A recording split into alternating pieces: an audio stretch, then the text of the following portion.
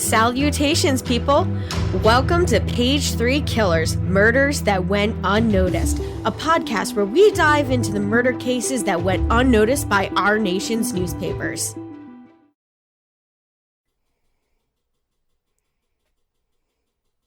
Hi, Shay. Hi, John. Hi, everybody. Hi, guys. Welcome back. Welcome to Page 3 Killers, Murders That Went Unnoticed, episode 29. Yeah, wow. 2-9. We're almost at episode 30, which is, so we're more than halfway done our first season. I need to get a little bit more excited. You do. You need to Sound get a very bit more monotone. excited. Well, this week we got a good case for you guys. So we're going to talk about a murder that took a really long time to solve. How long? About 30 years. 40? Right? About 40 years? Yeah, I guess that would be 44 years. Yeah. So this one was, happens in 1974, and isn't solved until 2018, which is crazy. So over 40 years. So we are going to be talking about the murder of Arlis Kay Perry. Ooh. And this one's got some twists and turns in it. What's this one? Well, I think you guys will like it. What? nothing. I was going to say something, but I was wrong. What were you going to say? Nothing. Don't worry about it. Okay. Well, did you want to roll right into this, or? Well, I think we have some people to thank. Yeah. So let's give a shout out to Ralulk and Chelsea Hargrett, who are our patrons. What? On Patreon. We could have more. We didn't check. Yeah. Well, We'll check afterwards. We'll check afterwards. If there's anybody that has joined up since, thank you. So thank you guys for supporting us while making your donation to help support the podcast. So let's roll into the news. So this, like I said, comes out of 1974. So we got a few really good news stories lined up for you.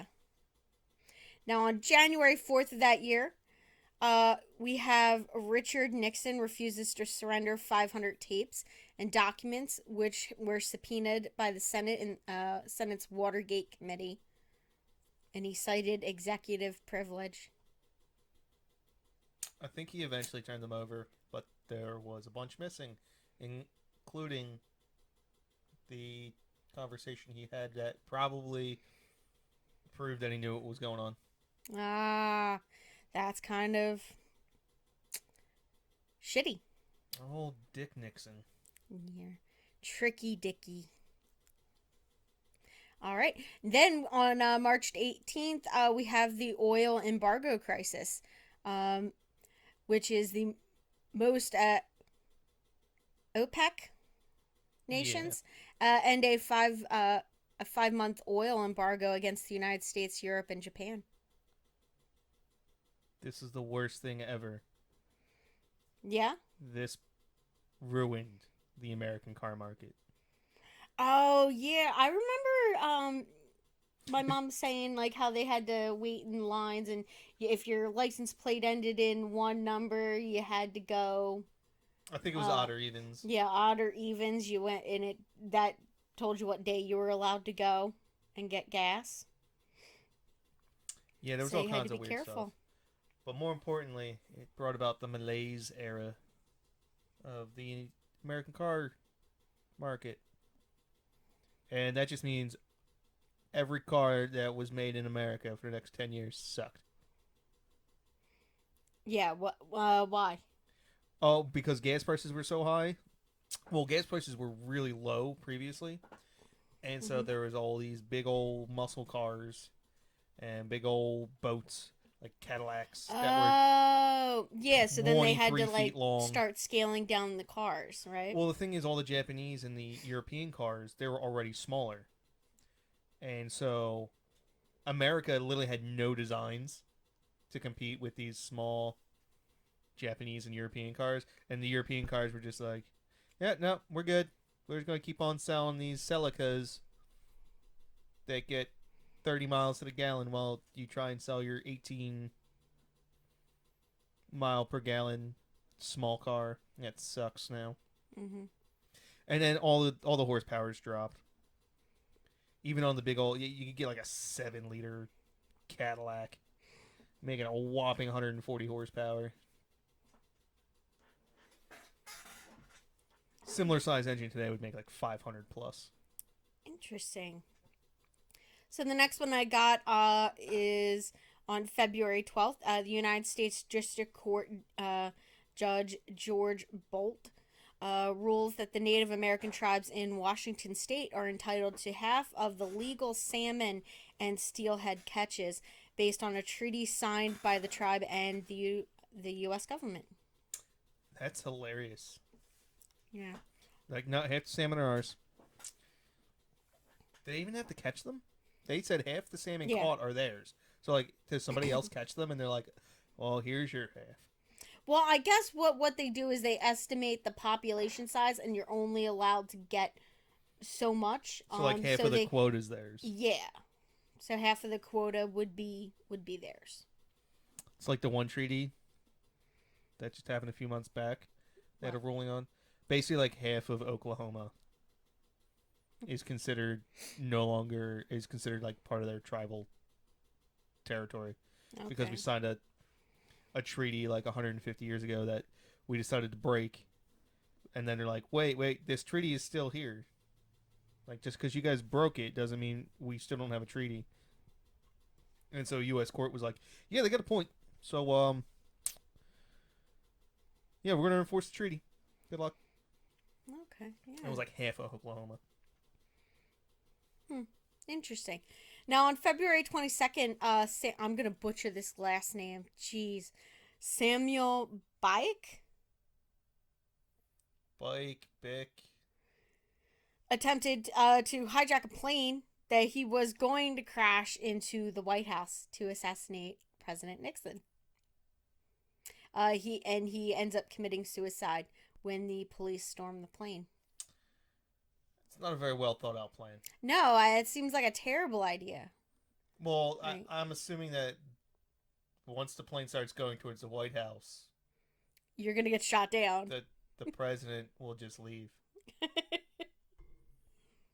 Like, oh, look, there's a plane coming. I'll just stay right here. Yeah. No, it just seems pretty ridiculous. And then on June 26th, we have the Universal Product Code is scanned for the first time to sell a pack of Wrigley's chewing gum in a Marsh supermarket in Troy, Ohio. I thought this was a little bit older. That's really cool. Yeah. Super interesting. I thought that one was super interesting, considering now every product that you buy has a product code on the back. Product barcode. Huh. Yeah. Now, the next one, I wasn't sure whether you put this under the crime, under the seedy side, or the regular news. So I'll leave that up to you guys. You guys can tell me if you think it was seedy side or not. Now, Christine Chubbuck, who was a television presenter for the WXLT TV, Sarasota, Florida, draws a revolver and shoots herself in the head during a live broadcast. She ends up dying 14 hours later at a hospital, and she's the first actual person to ever commit suicide on live TV. It's kind of crazy. Like, she was nuts. She was going apparently pretty nuts before she did it. But on that same day, we have French acrobat Philippe Pitre walks across a high wire slung between the Twin Towers of the World Trade Center in New York. I guess no one's ever going to do that again. No, they won't. We'll just leave it there. Bad timing, babe. Bad timing on that one. Now, on November 20th, we have the United States Department of Justice files a final antitrust suit against AT&T. This suit later leads to the breakup of AT&T and Bell Systems. Yeah. Antitrust is like the weirdest laws like on the planet. Yeah. I don't know if I've ever explained this before about how antitrust works. So, say you own a company and you raise your prices. Well, that's gouging. So, you can be you can have antitrust filed against you. Yeah. If you lower your prices, well, now you're attempting to undercut. You're uncompetitive, undercutting your competition. You can be sued for antitrust. If you leave your prices the same, well, now you're colluding with your competition. You can be sued under antitrust. That's ridiculous. Literally, antitrust is the standard for antitrust is, does the government like you and your competition's lawyers, because they're just going to try and sue you. They literally, there's, for large corporations, their entire departments dedicated to trying to sue other companies for antitrust. That's all they do all day long, every day. Yeah. And there were some really good companies out there. Apple used to be really good with this, but they were getting sued too much, so they kind of had to start suing people back. Just to stay alive in the market. So I guess we can all thank Teddy Roosevelt for that one. Yeah. Now, on December 21st, the New York Times releases an article that details the illegal domestic spying being committed by the CIA. Nothing changes. Yeah, nothing. They still do it now. Just now they have legislation that sort of protects them a little bit. They were the OG Edward Snowdens. Yeah.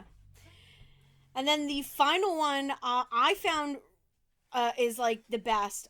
So this one here really probably should have been under CD side. But for us, like, we didn't really know what was going on about this whole thing. So former British government minister John Stonehouse, who faked his drowning in Florida, is arrested in Melbourne, Australia. So he faked his own death, John, because I believe he had like some corruption charges, and he had like an affair on the side, and he was just trying to leave his old life behind. I'm all about it. So he just faked his death and then moved to Australia. So how long was he like? Did they know he was alive? I think it was a couple of years. And see, what he did was he like faked a whole bunch of like passports with using his connections before he left. So he had like entire fake identities set up, like credit and everything. Like, it was insane. And and then he ended up, somebody spotted him in Australia, recognized him for who he was, and tipped off the government. That's really cool. Yeah. So, I mean, he should have gotten some plastic surgery. That might have helped. 1974 plastic surgery. Sounds dangerous. Yeah, a little back room, probably. All right, now we're going to get into our seedy side of 1974. So, Joan Lynch is attacked in her bedroom by serial killer Ted Bundy in Washington State, guys. She is one of his only surviving victims. And then on November 8th in Salt Lake City, Utah, Carol DeRoche narrowly escapes an attempted abduction by Ted Bundy.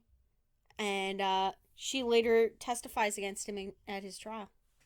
So this is, I believe, when he was like fleeing, and he ends up making it to Florida. Yeah, well, I know. We talked about it last week. Yeah, we talked about that. Kind of crazy. Now, on April 22nd, we have the Hi-Fi murders, which is 5 people are brutally tortured by a group of men during a robbery at a home audio store in Ogden, Utah, resulting in 3 deaths. Yep.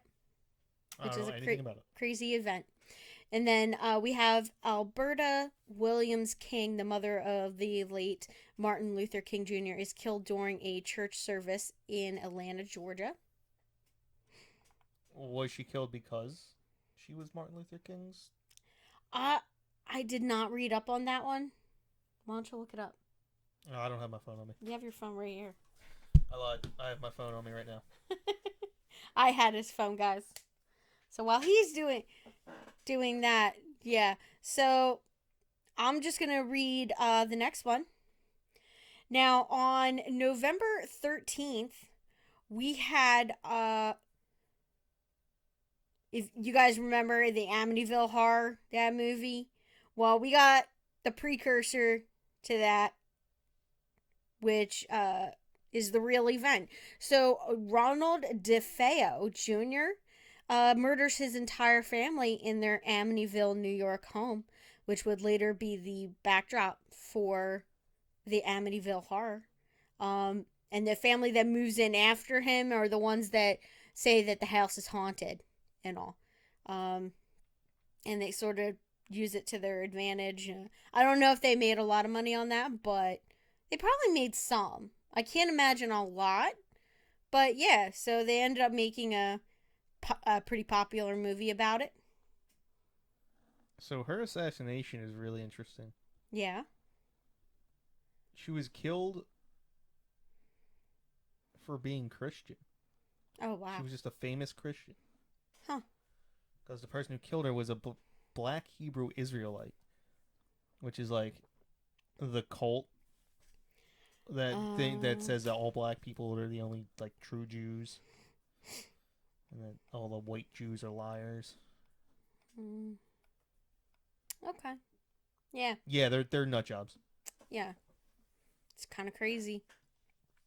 Now let's get into our case. So Arlis Kay grew up in Bismarck, North Dakota. North Dakota. That's the capital of North Dakota. Yeah. Not many people know that. Yeah. And that's where she met and married her high school sweetheart, Bruce D. Perry. Aww.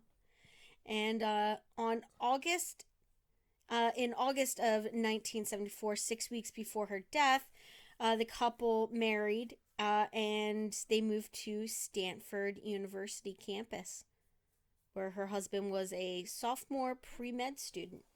Yeah, so they were young. Brucey boy was kind of smart.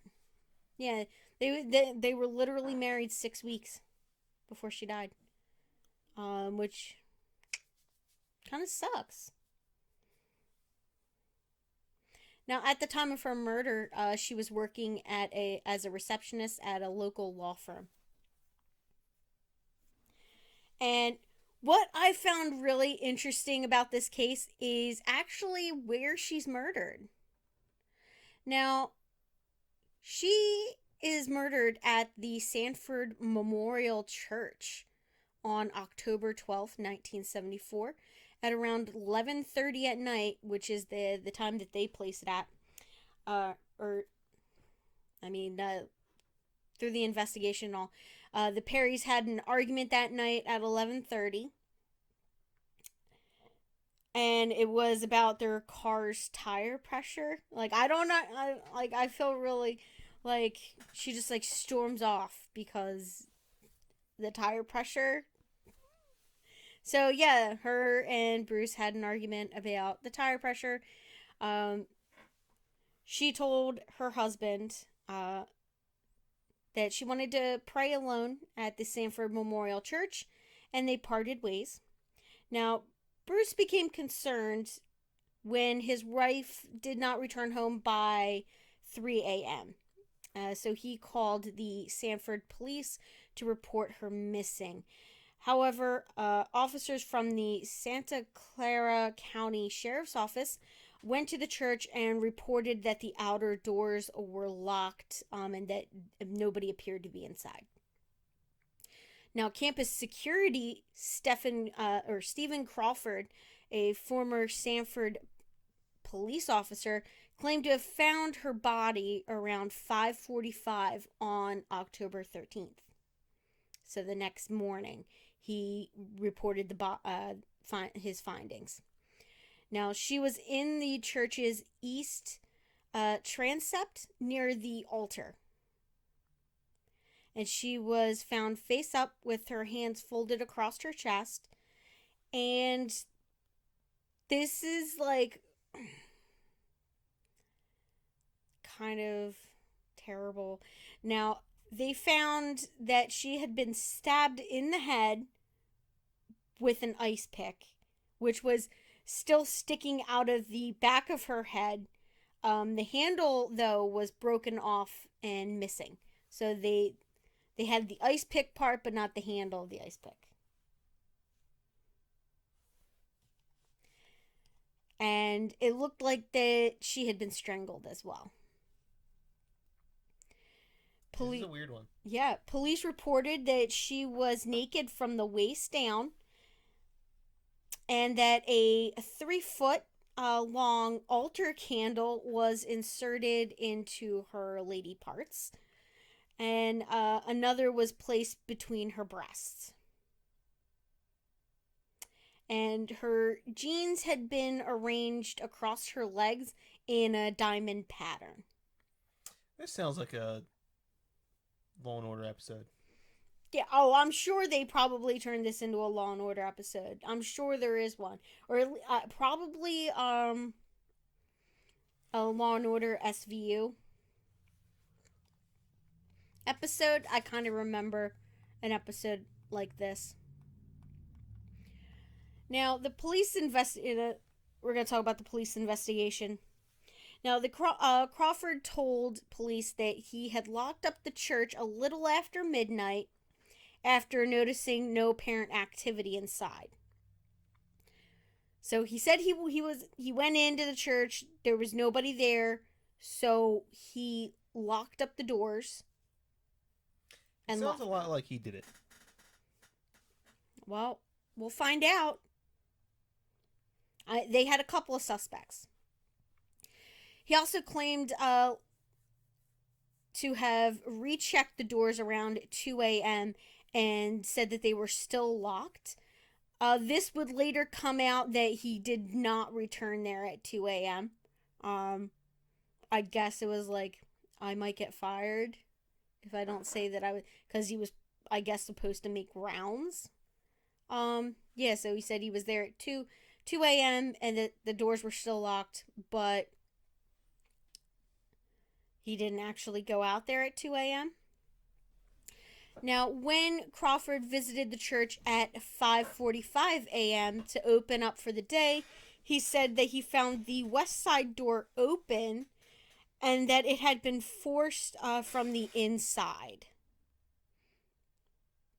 Now, investigators found semen on a kneeling pillow near Perry's body.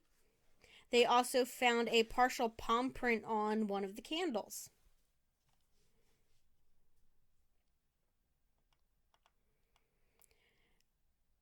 And neither the semen apparently did not match Bruce or Crawford. So the semen found at the scene did not match either of them. Now, the Santa Clara County Sheriff's Office was ruled out any links between the murder and the 3 previous killings in that area that dated back to February of 1973. And those 3 crimes were later attributed to John Gattru.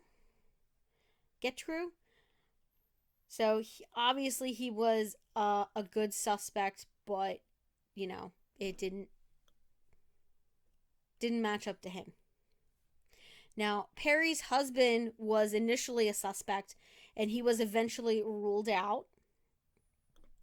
And then at least several people were in the Stanford Memorial Church during the night of October 12th and the morning of October 13th. Among them were Perry and Crawford. So both her husband and the guard had entered the church that morning. 4 other people were also identified. A 7th was not.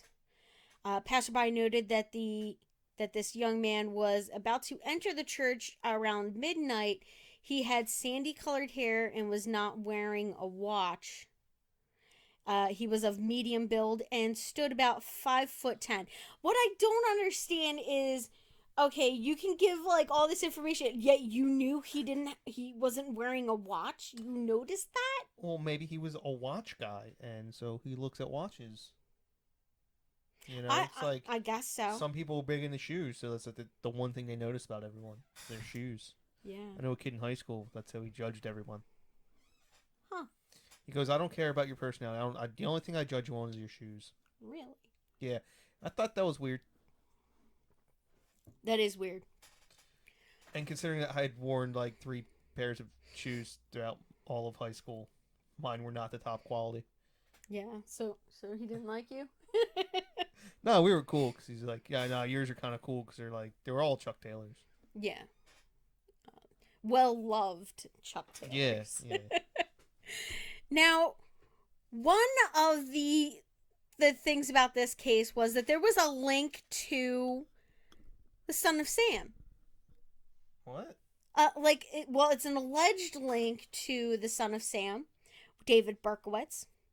So, serial killer David Berkowitz mentioned the Perry murder in a few of his letters, suggesting that he heard details of the crimes from Manson,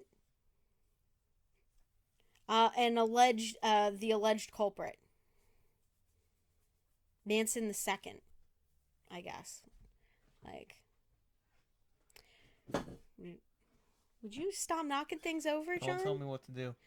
Now, in the San Jose Mercury news, Jesse Seyfried noted that investigators interviewed Berkowitz in prison and now believe he has nothing of value to offer regarding the Perry case. However, the investigator reporter Murray Terry noted that Berkowitz had volunteered information about the case without being prompted, writing in an article that he published in 1979. Arlis Perry hunted, stalked, and slain followed to California Stanford University. So that's a note that Berkowitz. But what would Berkowitz like? Berkowitz was New York.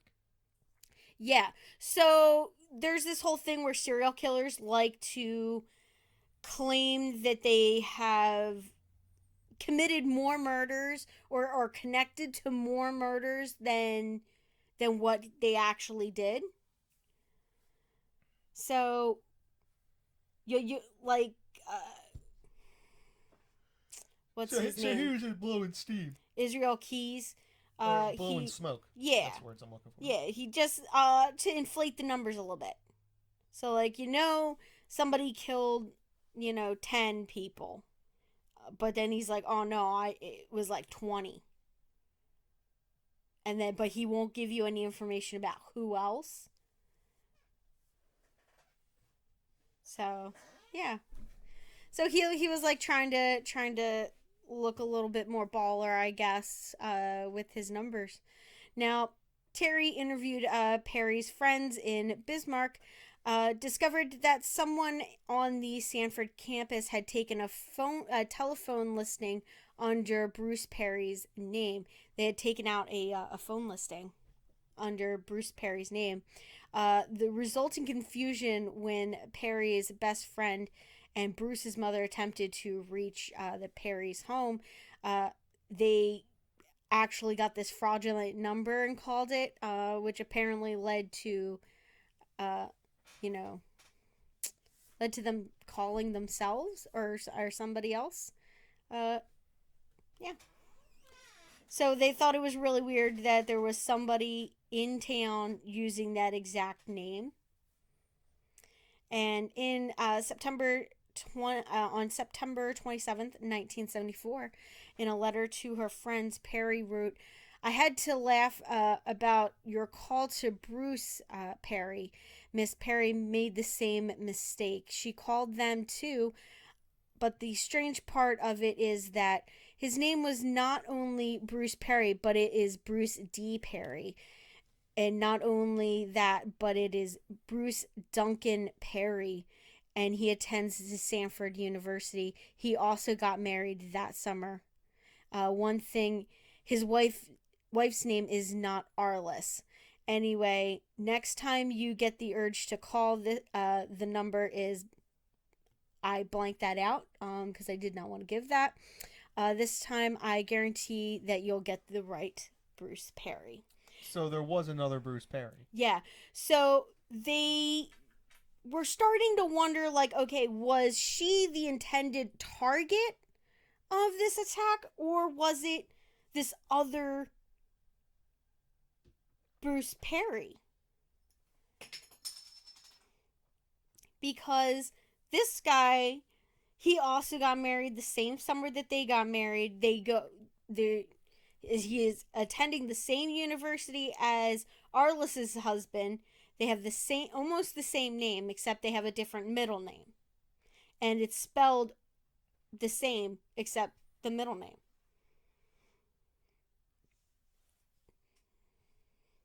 So what do you think? Somebody, like, maybe is, like, looking for... And so they killed Bruce the wrong wife? Yeah. I don't know. I don't know. That doesn't make any sense. Doesn't make any sense. It's weird. Now we're going to talk about this case a little bit more. So it goes cold, obviously, for so many years. The case remained open and was routinely reviewed as a cold case by the cold case unit of the Santa Clara County Police and the district attorney's office and the sheriff's office. So it was reviewed multiple times. In 2018, they get a lucky break. There was other DNA at the site, which they decided to test, and they got a match to Mr. Crawford, our security guard. Oh, I called it.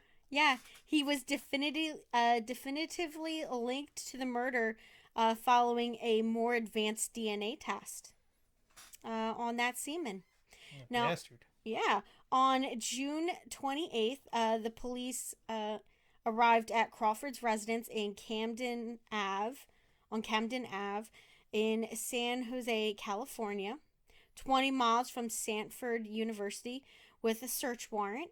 Crawford locked his doors and committed suicide with a pistol before he could be arrested. And he was in his late 60s, at least. Yeah.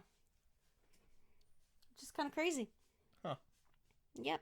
And then we have, I just wanted to throw out there, Bruce Perry. He ended up remarrying and becoming a clinician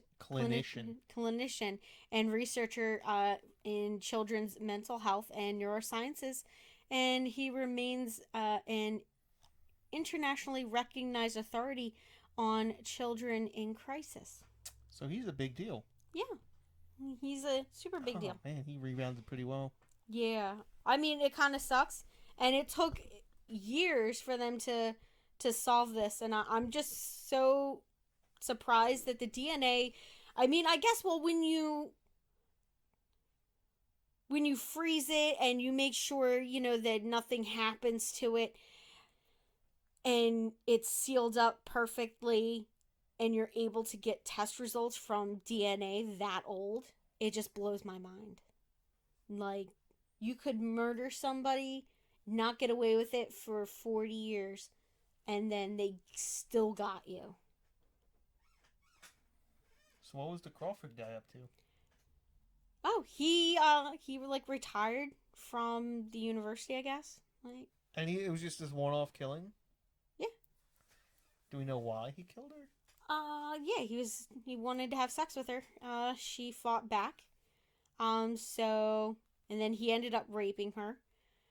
And then he killed her because it was too much of a hassle.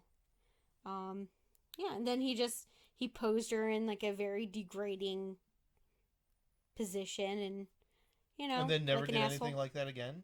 No, not that I know of. What? I'm not sure. Maybe Weird. they've investigated some more and found something else. But from what I read, there was nothing else. Like maybe he was like too afraid he'd get caught, even though like 40 years. Like I mean, they caught him after 40 years, but I mean after a certain amount of time, you would guess that he would stop looking over his shoulder, kind of thing. Well, I guess once the cops stopped coming around. Yeah. Plus, didn't you say he was a cop? Yeah, he used to be a police officer, and then he became a security guard So for the university. Wonder why he was no longer a cop. I mean, So like when I worked at Princeton, there were former cops there working in security, but that's only because the job at Princeton was better than being a cop in town. yeah. I mean, I don't know what his record was with the police department. I can just imagine that somebody that could become this violent and just kill somebody probably has some other stuff. Like, I would think that his police jacket's probably got some shit inside that nobody knows about. But I could not get a hold of that, unfortunately. But yeah, and I remember hearing about this case years ago when it was unsolved, because I did not even realize that in 2018 that it was solved. I remember seeing this on like an episode of Unsolved. Like Sure, what was yeah, that? one of What the was that? unsolved What was shows. yeah, like that Unsolved Mysteries. You know, the one that they used to run on like A&E with that John, Yeah, I know what what's you're his talking name? about. I don't know. John Stackhouse or something? Or George Stackhouse? I have no idea. Yeah. Well, it's the one that Netflix is like doing now. Like the Unsolved Mysteries. Yeah, I used to love watching that. I mean, I come from that generation where you got left home alone. Well, I mean, are we the cutoff for or are we latchkey kids? No, that was the one before us. They were latchkey kids, Yeah, and that's why we're overprotected yeah, because all the latchkey kids won't let their kids out of their sight. yeah, That's what it is. yeah. Too many pedophiles out there, I guess. But yeah, I just remember growing up and watching all of these like City Confidential, Unsolved Mysteries, Golden Girls. But Yeah, Golden Girls fits right in there. One of these things is not like the other. Yeah. So I mean, you had Forensic Files, and this is all before you had ID Channel. Once you had ID Channel, I went down that deep dark rabbit hole, and I never came back. And now you have a podcast. Yeah, but I remember watching this on that Unsolved Mysteries like in the 90s. I remember seeing it on there, and I was just like, that's crazy. How did that happen? And no, the police didn't do anything. And then it turns out 2018 they solved it. And I'm just like, fuck, man, how many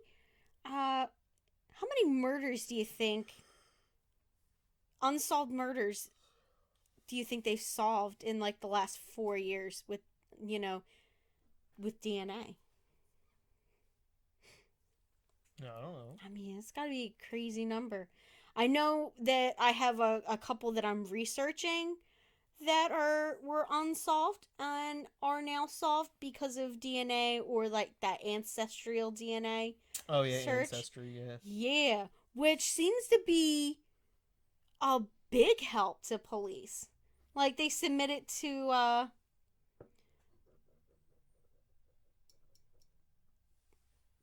like ancestry, and they run your DNA, and then they put it online on a profile, And then and they they find keep your it they sister. keep yeah, and then they keep it on file so that they can link you with other members when they submit theirs, and they can tell you like, oh, this is your cousin like 12 times removed, All kind of right. thing. So as a free tip, we don't give these away for free anymore now that we got a business Yeah. about body hiding Potts' consulting. Murder Emporium. Right. Free tip. Don't submit your DNA to ancestry if you killed someone. Yeah. I mean the problem is like with the Grim Sleeper in California. He was the guy that was killing prostitutes. He got away with it for like 20 years. And then like a nephew of his submitted his DNA for ancestry, and they submitted it, and they ended up pinging it, or he yeah, I think that was him. And no, you know what it was? It was no, his uh nephew got uh his DNA taken for a trial thing cuz he got in trouble with the law. He And fought the law they and the law ran it, won. and they were like, "Oh, well, we didn't get like a match cuz they decided to retest the DNA from the cases." And they ran the DNA, and they said, "Well, we didn't get a full match, but we got a partial match for this kid here." And this kid wasn't old enough, and they were like, "Well, it's the paternal side of the DNA." So then they tracked it back, and they found the guy, and they were like, "Ooh, okay." So then they ended up getting his DNA and testing it, and that was Samuel Little. And everybody in his neighborhood was like, "Nah, he didn't do it." Like they got DNA. DNA says he did do it. They got his DNA inside of like 12 hookers. Like, yeah.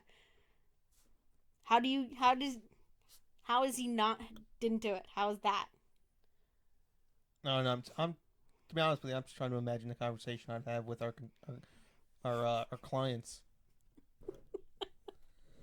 Like, right? I mean, how much do you think we would charge for that advice we just gave? What, $5,000-$6,000 easy? You guys got it for free. Anyway, like the conversation would be like, hey, I just killed like three hookers, but I'm kind of interested in seeing who my great grandmother is. What do you think I should do? And Don't I do gotta be it. like, well, don't use ancestry. Well, don't use any of them. Just be 2020 curious. 23 Like, and me is a don't no do go it. as well. Just don't do it.